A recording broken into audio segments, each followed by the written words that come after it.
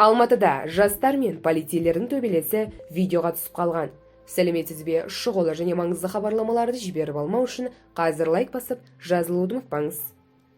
Алматыда полиция мен жастар арасында жанжал шықты деп хабарлайды бүгін KZ порталы Казинформ сайтына сілтеме жасап.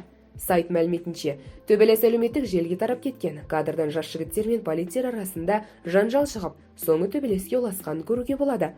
Алматы жол полиция қызметкерлері патрульдік шара кезінде көлікті тексеру үшін тоқтатқан, ал жастар қарсылық көрсетіп, полицияға шабуыл жасаған.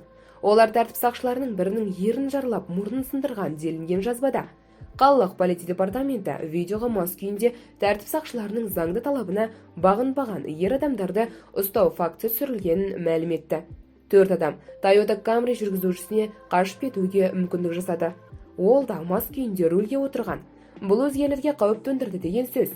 Оқиғаға қатысушылардың іс-әрекеттеріне құқықтық баға беріледі деп хабарлады полициядан.